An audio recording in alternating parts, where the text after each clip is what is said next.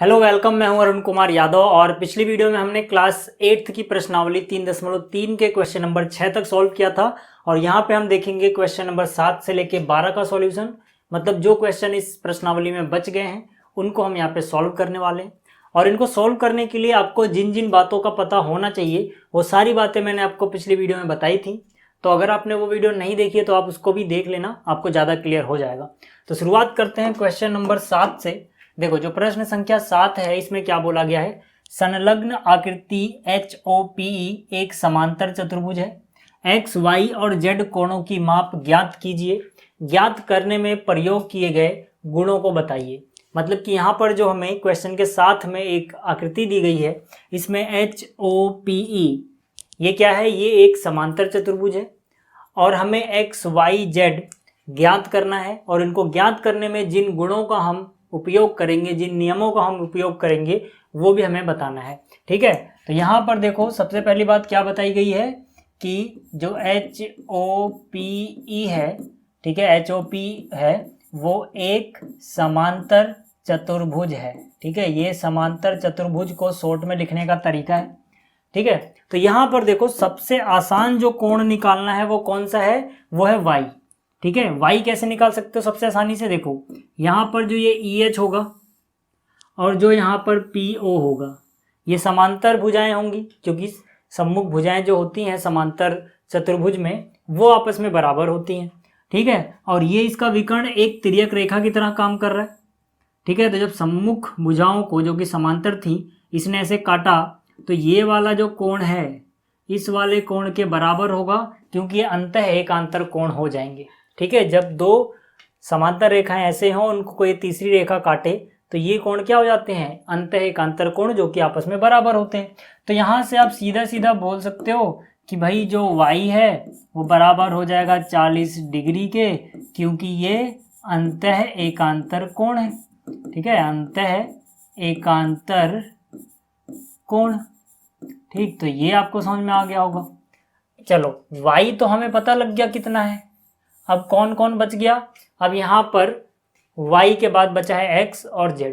ठीक है, अब हम क्या कर सकते हैं, जरा ध्यान से देखना यहाँ पर। अब इसके बाद हम क्या करेंगे, देखो बहुत सारे तरीकों से आप इस सवाल को कर सकते हो। ठीक है, अब फिलहाल तो मैं कोई एक ही तरीका लगाऊंगा।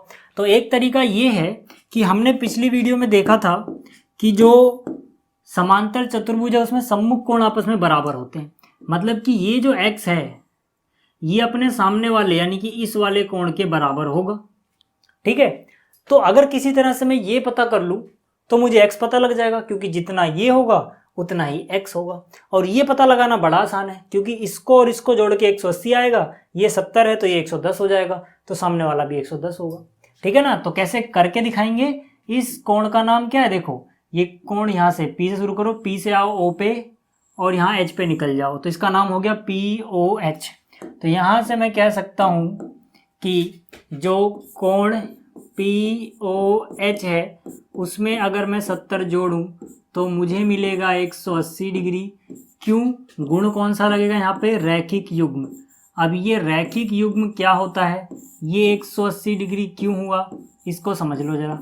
देखो, जब भी हमारे पास मान लो यहाँ पर ऐसे कोई लाइन हो और इसके किसी बिंदु से मैं ऐसे एक किरण खींच दूँ, तो जो ये वाला कोण होगा और जो ये वाला कोण होगा, इन दोनों कोणों को हम क्या बोलते हैं, रैखिक युग्म।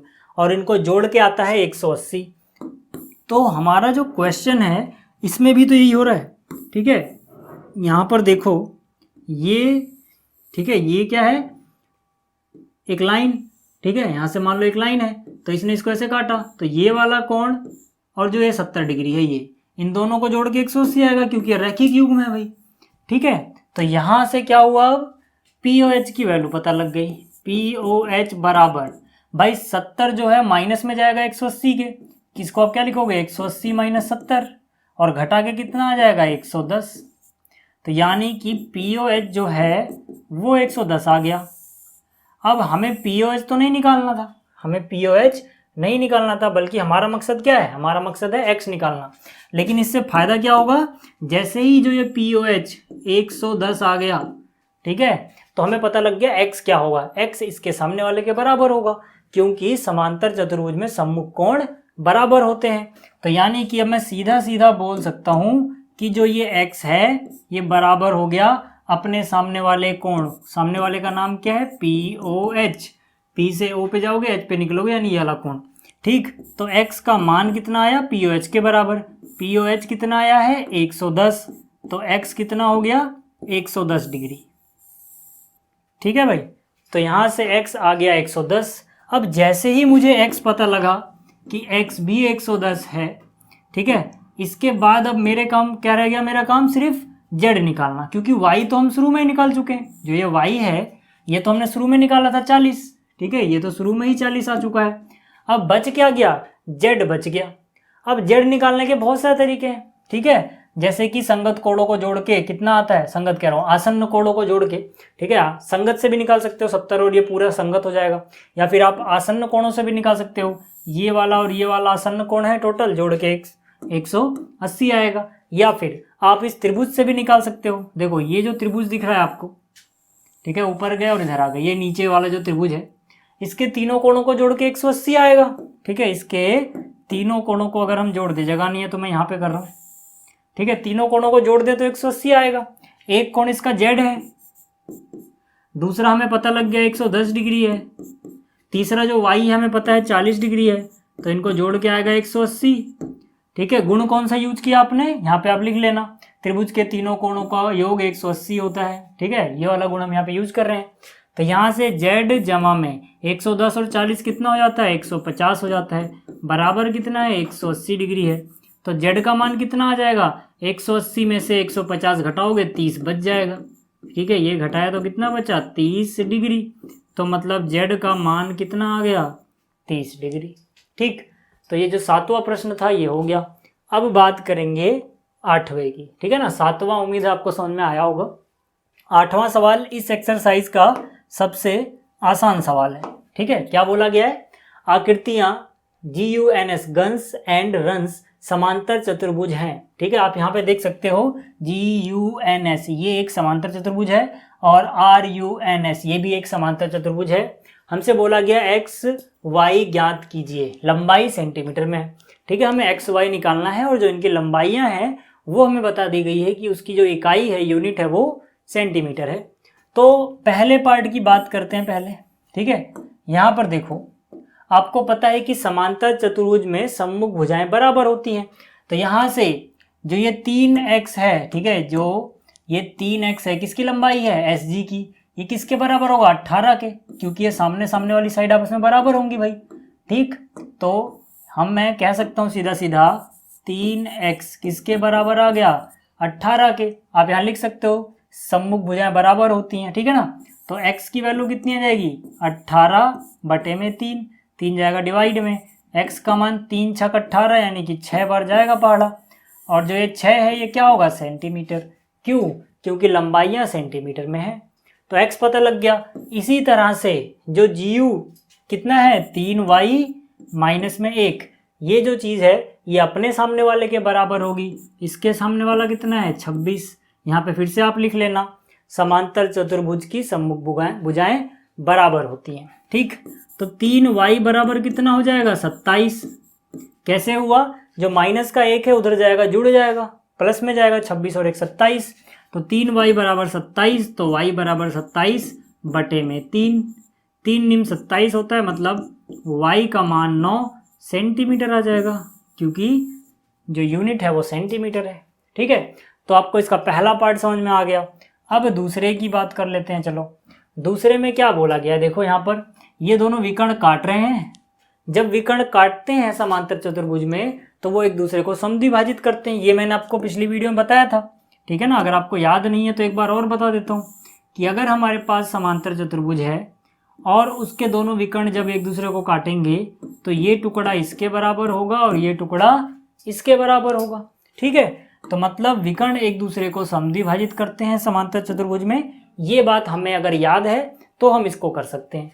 ठीक है, तो यहाँ पर जो इसका दूसरा पार्ट है इसमें देखो ये जो लंबाई है ये कितनी है 20, ये किसके बराबर होगी, यहाँ पर जो लंबाई है यानी कि y + 7 के, तो y + 7 किसके बराबर हो जाएगा 20 के। हम रीजन में क्या लिखेंगे, समांतर चतुर्भुज के विकर्ण, समांतर चतुर्भुज के विकर्ण एक दूसरे को समद्विभाजित करते हैं। क्या करते हैं, समद्विभाजित, मतलब बराबर बराबर टुकड़ों में बांट देते हैं। ठीक है, तो ये आपको समझ में आ गया। तो अब आ जाओ, यहाँ से y जमा 7 20 आ रहा है, तो y की वैल्यू कितनी हो जाएगी, 13 हो जाएगी। कैसे हुई 13, 7 जमा में था घटा में गया, तो 20 में से 7 घटाओगे 13 बच जाएगा। ठीक है, यूनिट भी लिख दो सेंटीमीटर, मतलब ये 13 सेंटीमीटर हो जाएगा। इसी तरह से यहाँ पर देखो, ये जो 16 है, ठीक है, ये जो टुकड़ा है, ठीक है, ये किसके बराबर होगा, यहाँ पर जो ऊपर वाला टुकड़ा है x प्लस वाई के। ठीक है ना, यानी कि जो x प्लस वाई है ये बराबर आना चाहिए 16 के, क्योंकि समद्विभाजित करते हैं मतलब ये टुकड़ा इसके बराबर होगा। और हमें y पता है 13 आया है। ठीक है, हमें y का मान पहले से पता है, कितना आया है 13, तो यहाँ पे y की जगह पे हम 13 लिख सकते हैं, क्योंकि y 13 के बराबर है। तो x प्लस 13 बराबर आया 16, 13 माइनस में जाएगा, 16 में से 13 घटाओगे 3 बचेगा, यानी कि 3 सेंटीमीटर आ जाएगा x। ठीक है, तो ये प्रश्न भी हो गया। अब आगे चलते हैं, अगला सवाल जो है यानी कि प्रश्न नंबर 9, इसमें देखो क्या बोला गया हमसे, इसमें हमसे बोला गया है दी गई आकृति RISK एंड CLUE दोनों समांतर चतुर्भुज है, मतलब रिस्क एंड क्लू दोनों समांतर चतुर्भुज है, x का मान ज्ञात करना है। ठीक है, तो चलो यहाँ पर पहले आप RISK को देखो। ठीक है, ये रहा R, ये रहा I, ये रहा S, ये रहा K, यानी कि ये जो समांतर चतुर्भुज है इसकी बात की जा रही है। ठीक है, ये क्या है, रिस्क। ठीक, तो यहाँ पर देखो हमें निकालना है ये वाला। ठीक है, हमें जो निकालना है वो ये वाला है। तो ये हम कैसे निकालेंगे, अगर हमें ये कोण पता लग जाए और हमें ये कोण पता लग जाए, तो ये जो छोटा सा त्रिभुज बन रहा है इसके 2 कोण पता होंगे तो तीसरा निकल जाएगा। ठीक है ना, तो मतलब दिक्कत है पहले ऊपर वाले 2 पता कैसे लगाएं। ठीक है, तो यहाँ पर जो कोण S है, ठीक है, यहाँ पर देखो हम लिखेंगे समांतर चतुर्भुज RISK में, ठीक है, जो कोण K है और जो कोण S है उनको जोड़ के आएगा 180। ठीक है ना, S किसको बोल रहा हूँ मैं, इस वाले को।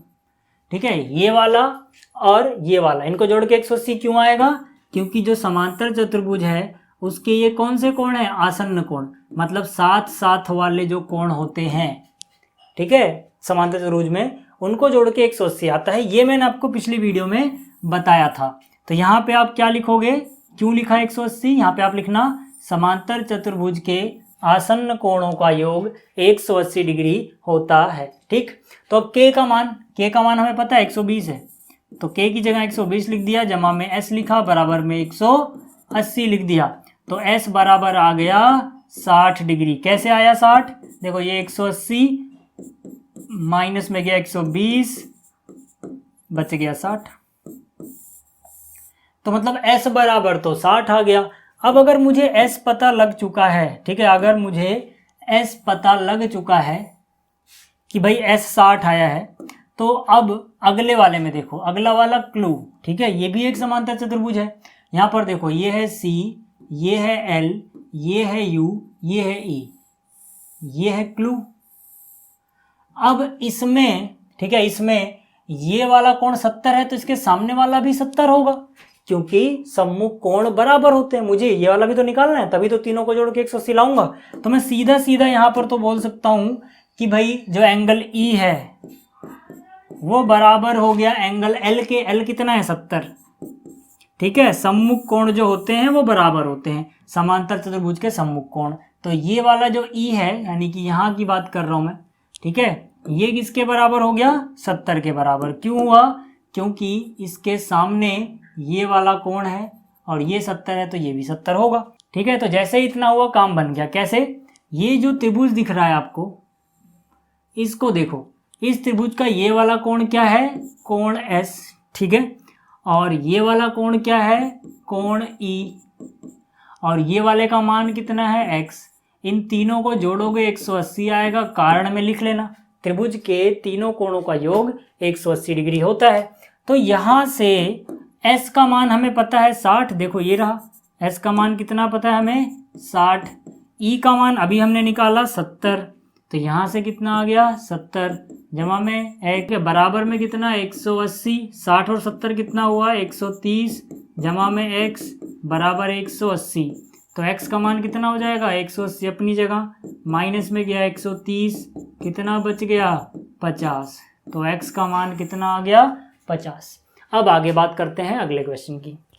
अगला जो क्वेश्चन है यानी क्वेश्चन नंबर 10, ठीक है, क्वेश्चन नंबर 10 जो है, ठीक है, इसकी आकृति कौन सी है 3.32, यानी कि ये वाली जो आकृति है, ठीक है, ये वाली जो फिगर है ये इसकी है, बाकी ये अगला क्वेश्चन की है, ठीक है। तो अगले क्वेश्चन की अभी मत देखो, ठीक है, अभी आप इसे भूल जाओ और इसे भूल जाओ, जब 11वां करेंगे तब इसकी बात करेंगे, ठीक है ना। अभी आपको क्या देखना है, ये वाला प्रश्न है और ये वाली आकृति है। तो यहाँ पे क्या बोला गया है, बताइए कैसे ये आकृति एक समलंब है, मतलब जो ये चतुर्भुज दिया गया है KLMN, ये समलंब कैसे है ये हमें बताना है, और इसकी कौन सी दो भुजाएं समांतर है ये भी हमें बताना है। तो इसको हम करेंगे कैसे, देखो इसके लिए आपको सीधी सी एक बात याद रखनी है, ठीक है, एक नियम याद रखना है कि अगर आपके पास दो रेखाएं हो, ठीक है, और इन दोनों रेखाओं को कोई तीसरी रेखा काटे, तो इस तीसरी रेखा को बोला जाता है तिर्यक रेखा। क्या बोला जाता है इसको, जो तीसरी वाली रेखा है इसको बोला जाता है तिर्यक रेखा, ठीक है।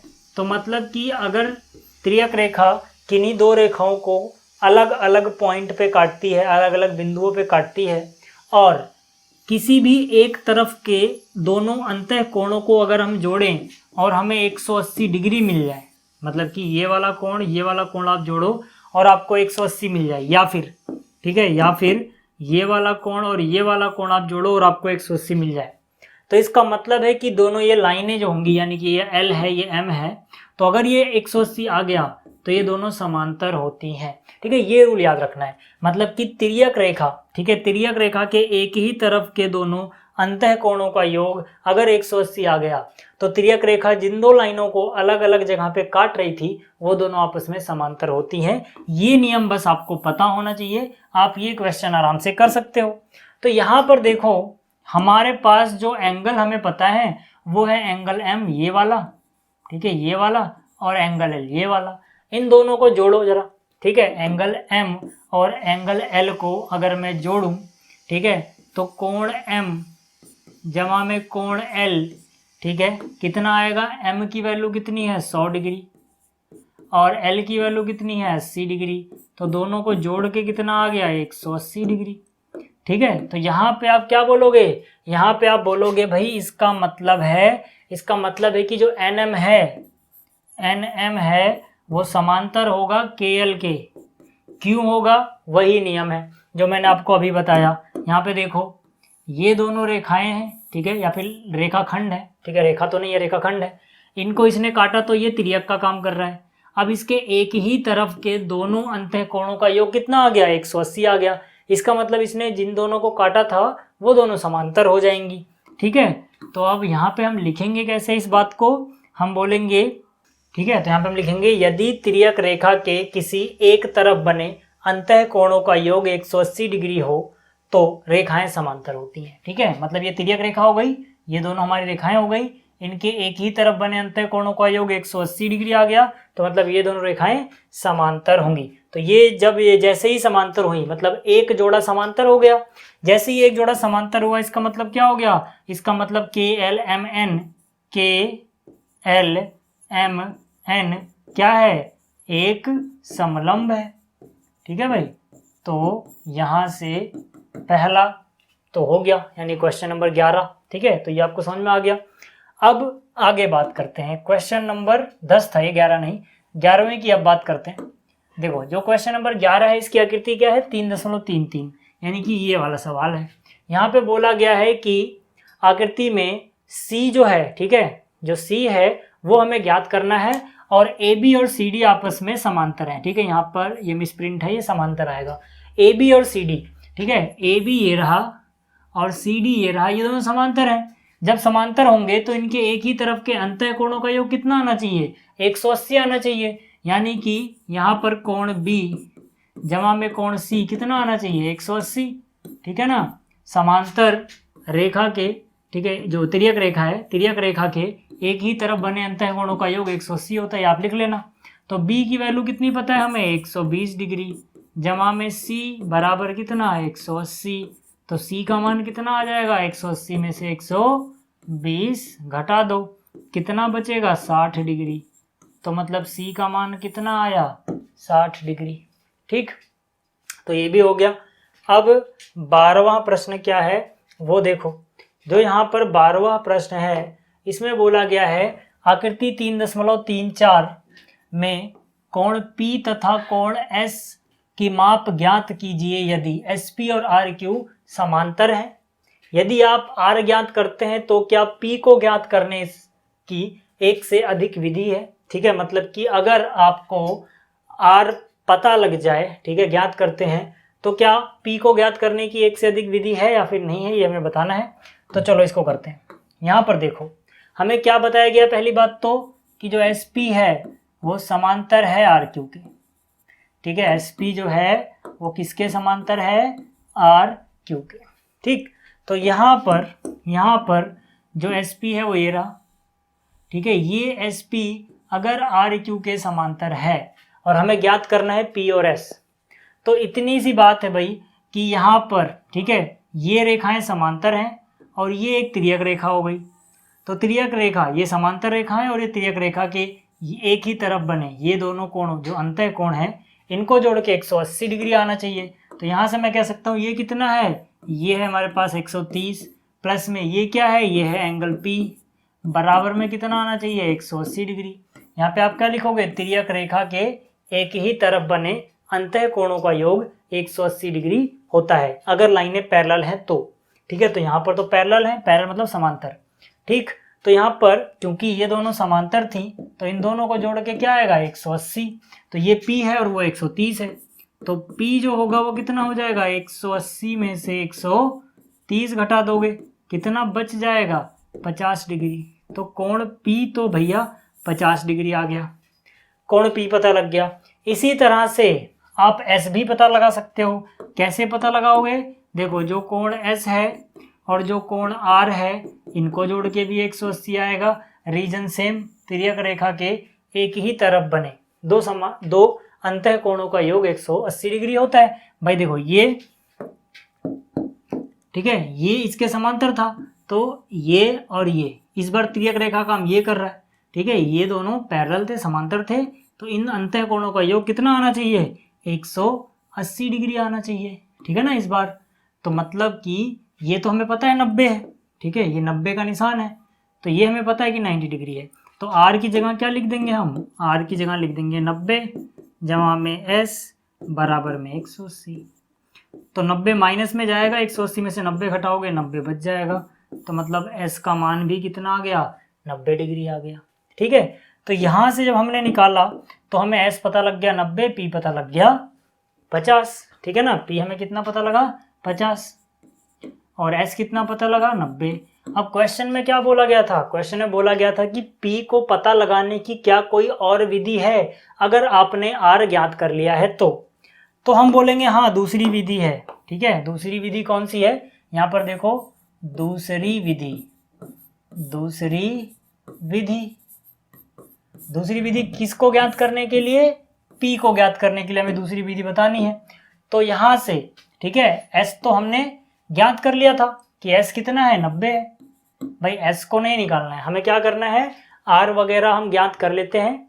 ठीक है, R तो पता ही है 90, ये भी पता है। P को निकालने का एक और तरीका बताना है मुझे। पिछली बार मैंने P कैसे निकाला था, P और 130 जोड़ा तो 180 आ गया था। अब बिना उसके मुझे निकालना है, तो मैं क्या बोलूँगा, मैं कहूँगा कि भाई जो कोण P होगा प्लस में ये वाला कोण कितना है, 130 डिग्री, प्लस में इसके ऊपर वाला R कितना है, 90 डिग्री, और प्लस में P अभी मैंने निकाला 90 डिग्री, ये सब मिला के 360 आएगा।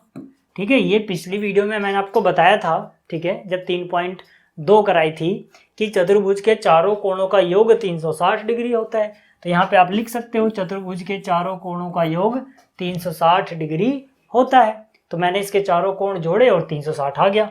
तो यहाँ से P की जगह P रहेगा प्लस 90 और 90 180, 180 में 30 जोड़ दो 210 में 100 जोड़ दो यानी कि 310 डिग्री। ठीक है, तो 310 डिग्री बराबर कितना 360। ठीक है, P जमा 310 बराबर 360।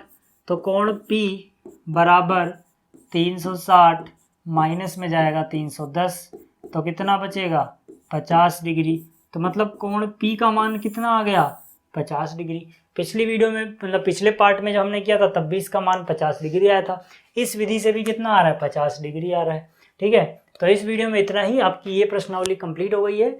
जल्दी मिलेंगे अगली वीडियो में। Thanks for watching.